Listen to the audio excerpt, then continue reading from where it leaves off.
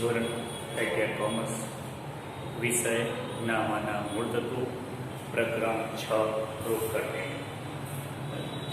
અગાઉ આપણે પેટાનોંધ જોઈ ગયા. પેટાનોંધની અંદર આપણે માત્ર ઉધાર વ્યવહારના અને એ પણ માલને લગતા ઉધાર વ્યવહારની આપણે નોંધ કરતા હતા. બરોબર, રોકડ વ્યવહારની નોંધ કરતા હતા નહીં. ત્યારે અહીં આગળ જ્યારે આપણી પાસે રોકડ વ્યવહારો થતા હોય, બરોબર, તો અને રોકડ મિલકતને લગતા વ્યવહારો થતા હોય તો તેની નોંધ આપણે રોકડ મેળમાં કરીએ છીએ. એટલે કે રોકડના વ્યવહારો નોંધવા માટે જે પેટા નોંધ તૈયાર કરવામાં આવે છે તેને રોકડ મેળ તરીકે ઓળખવામાં આવે છે. બરોબર, તો અહીં આપણે રોકડ મેળ જોઈશું. રોકડ મેળ તમારે 4.6 દાખલો આવશે તો રોકડ આપણે જેવી છે નહીં. તો અહીં રોકડ મેળ સમય શક્તિનો બચાવ થાય છે, રોકડ સિલક જાણી શકાય છે, કોઈ ઉચાપત કરી હોય તે જાણી શકાય છે, અને બેંક સાથેના વ્યવહારો પણ અહીંયા આગળ જાણી શકાય છે.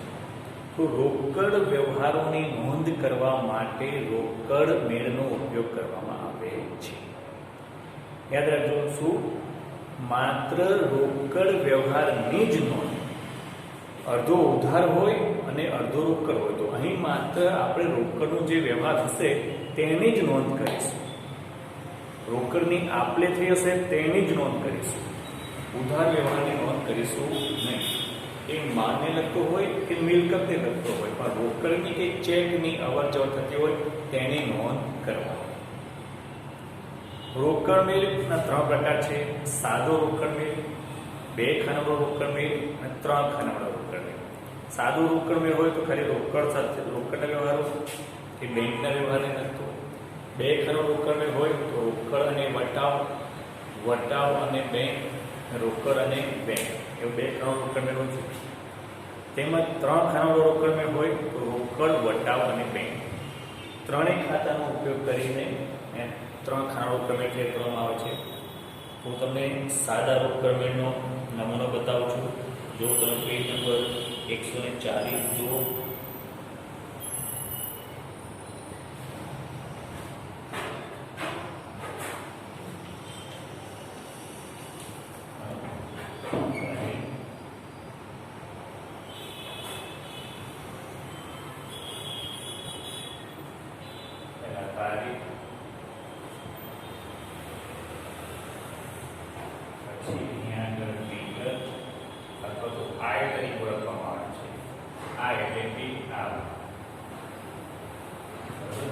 પછી અહીંયા આગળ પહોંચ નંબર, બરોબર, પછી ખાપા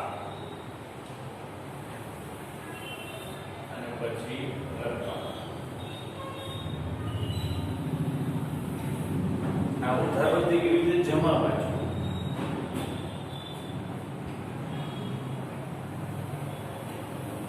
તારીખ વિગતમાં અહીંયા આગળ વ્યય એટલે જાવ. આવક હોય તો ઉધાર બાજુ, જાવ હોય તો જમા બાજુ. અહીંયા વાઉચર નંબર,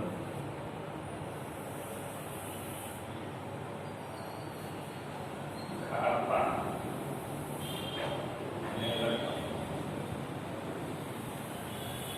આ જમા બાજુ.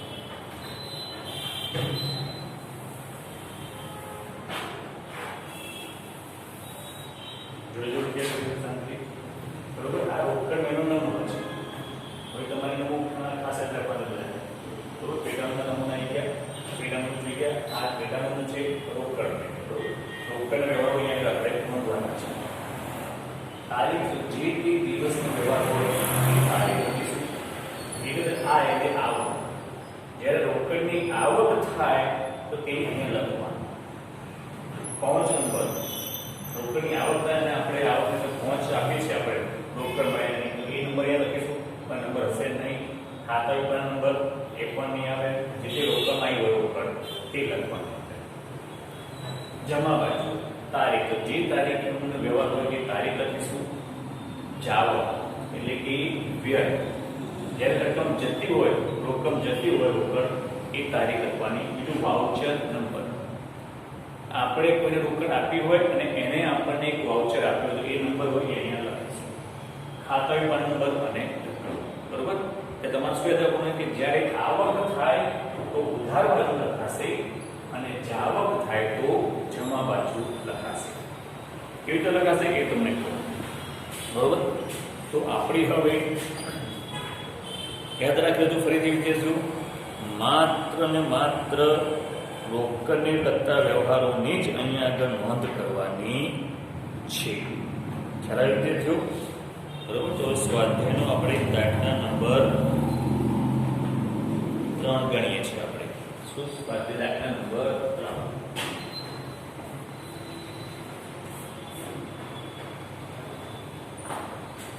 શું છે? કોનો રોકડ છે? પ્રાપ્તિનો રોકડ.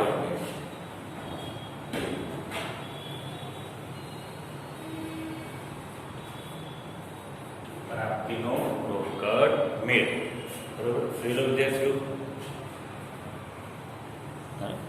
પ્રાપ્તિનો રોકડ મેળ.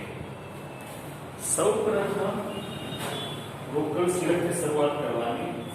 શરૂઆતની બાકી આપણને આપી હશે અહીંયા આગળ. શરૂઆતની રોકડ સિલક 10,000. તો રોકડની હંમેશા ઉધાર બાકી હોય તો અહીંયા ઉધાર બાજુ સરે કહીશું આપણે. જો 1, 6, 15 1, 6, 15 બાકી આગળ લાવ્યા. કેટલા રૂપિયા બાકી છે? 10,000. તો રોકડના ખાનામાં લખવાના 10. બરોબર. ચાલો બરોબર. શરૂઆત આનાથી કરવાની.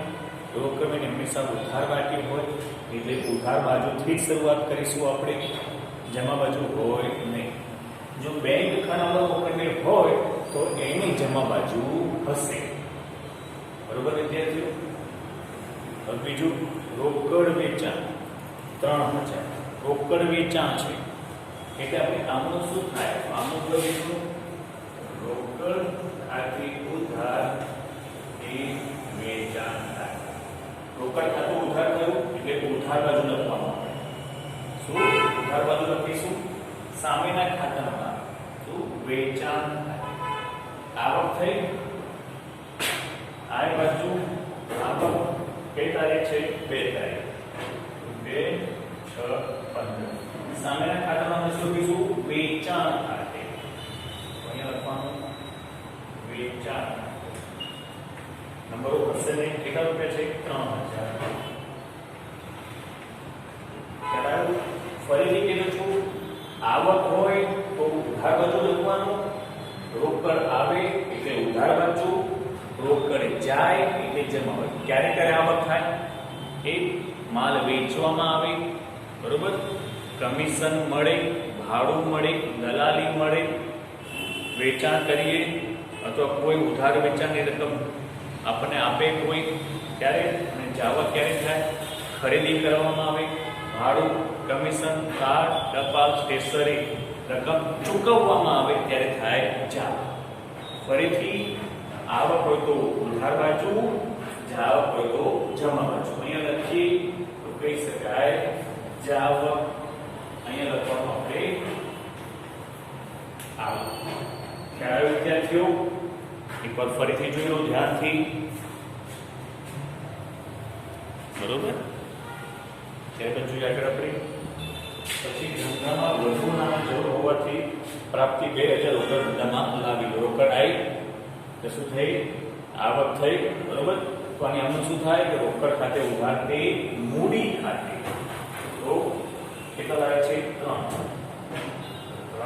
6, 15 મૂડી ખાતે. આમાં શું થાય? આપણે રોકડ ખાતે ઉધાર એ મૂડી ખાતે. મૂડી ખાતું રોકડ ખાતું ઉધાર થયું એટલે ઉધાર બાજુ લખવાનું. સામેના ખાતામાં મૂડી ખાતે કેટલી રહે છે 2000 તો રકમમાં 2000 ખ્યાલ આવ્યો પછી રોકડ ખરીદી હોય એટલે જાવક થઈ તો જમા બાજુ કઈ તારીખ છે 5 6 15 સામેના ખાતાના ખરીદ ખાતે તો ફરી કેવી આમ શું આપણે ખરીદ ખાતે ઉધાર એ રોકડ ખાતે ખાતું જમા થયું એટલે જમા બાજુ સામેના ખાતાના ખરીદ ખાતે કેટલી ખરીદી છે 6000 તો બડી વિદ્યાર્થીઓ જોઈ લો એકવાર ધ્યાનથી બરોબર ત્યારબાદ પગારના 1000 દલાલીને 1500 રોકડા ચૂકવ્યા એટલે શું થઈ જાવક કઈ તો જમા બાજુ કઈ તારીખ છે 7 6 15 પહેલા શું છે પગાર ખાતે બીજી શું છે દલાલી ખાતે પગારના કેટલા છે 1000 અને 1500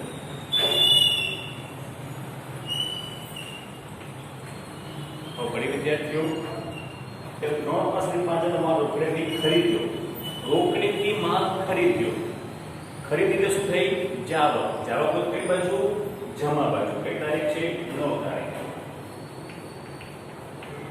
ખરીદ કેટલું છે 5000 તો બરી દેજો જોઈ લો એકવાર બરોબર પછી કીધું છે માનસીને 6000 માલ રોકડેથી વેચ્યો રોકડી વેચેલો રોકડ આવી તો કઈ બાજુ આ બાજુ રોકડની આવક થઈ તારીખ કઈ 11 6 15 વેચાણ ખાતે કેટલા રૂપિયા થઈ 6000 પછી નિવૃત્તિને 3000 ગયા મહિનામાં ખરીદેલ માલ પેટે ચૂકવી આપ્યા ગયા મહિને આપણે માલ ખરીદ્યો હતો તો આ મહિને એના પૈસા આપણે ચૂકવ્યા છે બરોબર ચૂકવ્યા છે રોકડ ગઈ જાવક થઈ તો રકમ કઈ બાજુ જમા કોને આપ્યા આપણે નૈઋત્યને આપ્યા છે તો 19 6 15 નૈઋત્ય ખાતે કેટલા આપ્યા 9000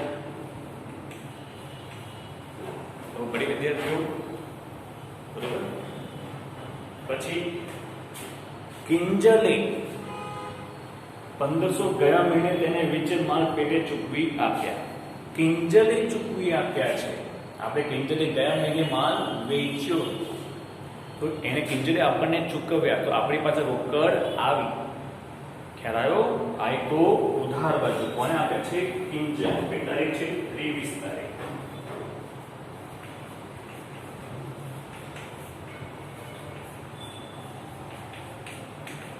કેટલા આપે છે 1500 વિદ્યાર્થીઓ ફરીથી યાદ રાખી લો આવક હોય તો ઉધાર બાજુ અને જાવક હોય તો જમા બાજુ યાદ રાખી લીધો પછી શું કીધું છે 600 ની જૂની સાયકલ ધંધા માટે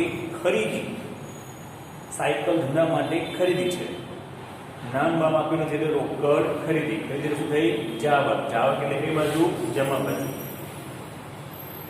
સાયકલ ધંધામાં આવી છે આમનું શું થાય સાયકલ ખાતે ઉધાર તે રોકડ ખાતે એટલે મિલકતનું નામ લખવાનું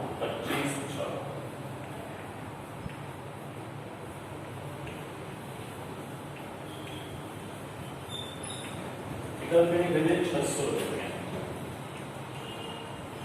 બરોબર મિલકત હોય તો મિલકતનું નામ લખવાનું કોઈ વ્યક્તિને ચૂકવતા હોઈએ તો વ્યક્તિનું નામ લખવાનું બરોબર પછી 1000 કમિશન પેને મળ્યા એટલે શું થઈ આવક બરોબર આવક થાય એટલે ઉધાર બાજુ કઈ તારીખ છે 28 તારીખ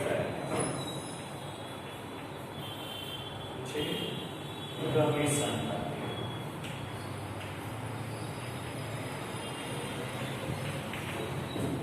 કેટલા છે 1000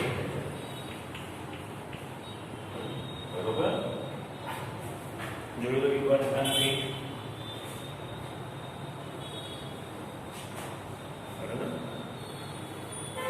શું કીધું છે 3500 યંત્ર ધંધા માટે ખરીદ્યું યંત્ર ધંધા માટે આપણે ખરીદ્યું છે ખરીદ્યું એટલે શું થઈ જાવક યંત્ર ધંધામાં આવ્યું રોકડ ગઈ તો આમાં શું થાય આપણે યંત્ર ખાતે ઉધાર કે રોકડ ખાતે કઈ તારીખ છે 30 તારીખ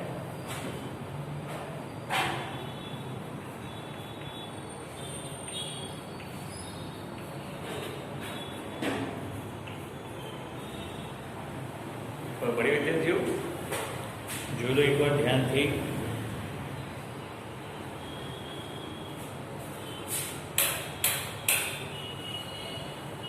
बराबर श्री प्राप्तिनो रोकड़ में बनाव्यो आपणे सादो रोकड़ में छे मात्र रोकड़नी आवक जावक थई तेनी नोंध करी आपणे बराबर ज्यारे रोकड़ आवे तो उधार बाजू रोकड़ जाए तो जमा बाजू बराबर હવે આપણે આની બાકી શોધીશું બાકી કેવી રીતે શોધાય તે તમને કહીશ સૌથી પહેલા મોટે ભાગે ઉધાર બાજુનો સરવાળો વધારે બરોબર તો કેવી રીતે જોઈ લઈએ આપણે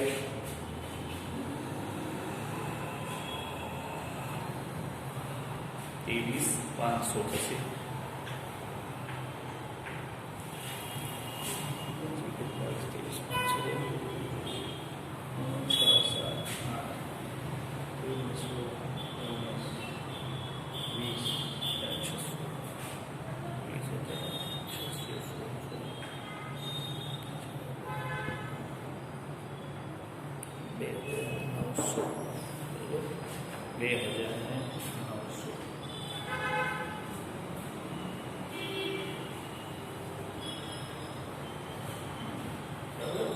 હવે જો બાકી કેવી રીતે શોધવાની આની ખાસ ધ્યાન રાખજો બાકી કેવી રીતે શોધાય તે બરોબર તો બાકી શોધવા માટે સૌ પ્રથમ જે બાજુનો સરવાળો વધારે હોય એ પહેલા કરવાનો તો અહીં આ બાજુનો સરવાળો વધારે છે તો એ આપણે કરી શકીએ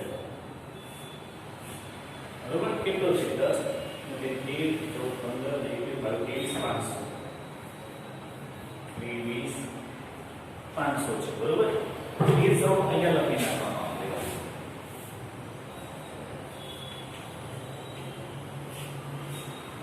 એ લીટા કરવાના બરોબર જો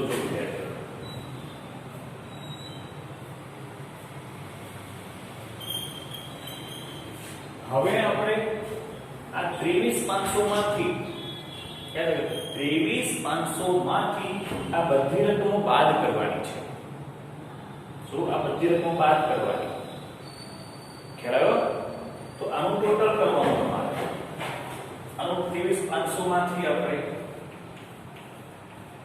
23,500 માંથી આ બધી 6 7 8 ને 13 16 17 19 20,600 બાદ કરીશું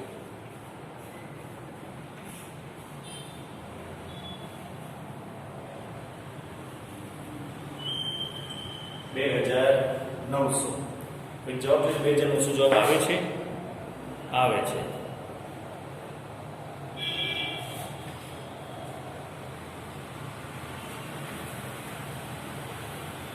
ये 2,900 बरोबर 2,900 जवाब આવી ગયો ખ્યાલ આવ્યો વિદ્યાર્થીઓ શું કર્યું મેં પહેલા ઉધાર બાજુનો સરવાળો મોટે ભાગે રોકડ ખાનાવાળું હોય તો ઉધાર બાજુનો સરવાળો વધારે આવશે અને જમા બાજુનો સરવાળો ઓછો આવશે બરોબર તો ઉધાર બાજુનો સરવાળોથી આ રકમ બાદ કરી સરવાળો બે બાજુ સરખો લખવાનો તો તફાવતી રકમ આવી તફાવતી રકમ કેટલી 2,900 શું તફાવતી રકમ આવે કેટલી 2,900 બરોબર તો 2,900 ને આપણે અહીંયા છેલ્લી તારીખ હોય 30 6 15 લખવાનું. જો શું લખે છે?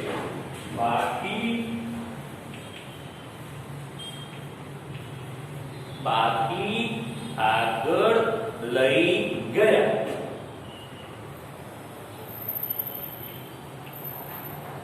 બાકી આગળ લઈ ગયા. તફાવતની રકમ એટલે 2900.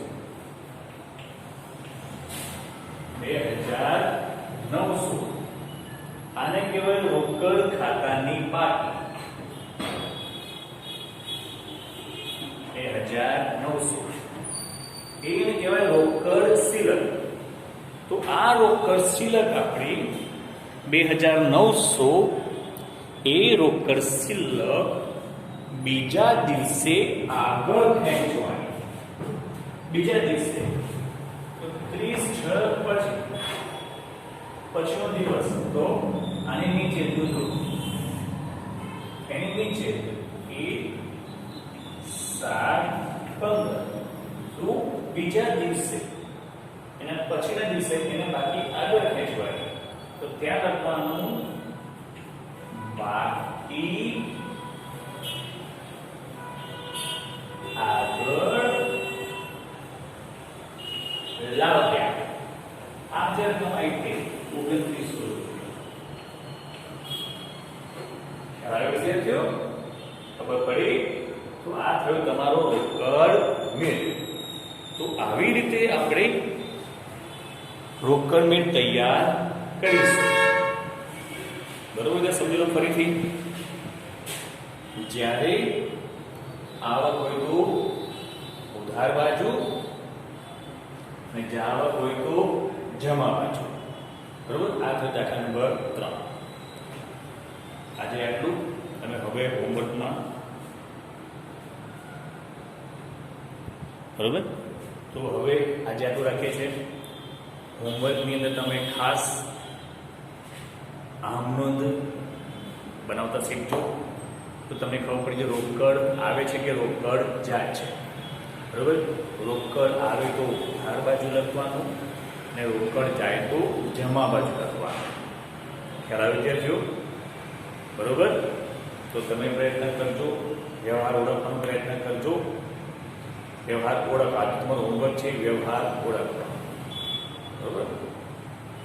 અને આમનો તૈયાર કરવી. દાખલા નંબર 4 માટે પ્રયત્ન કરો.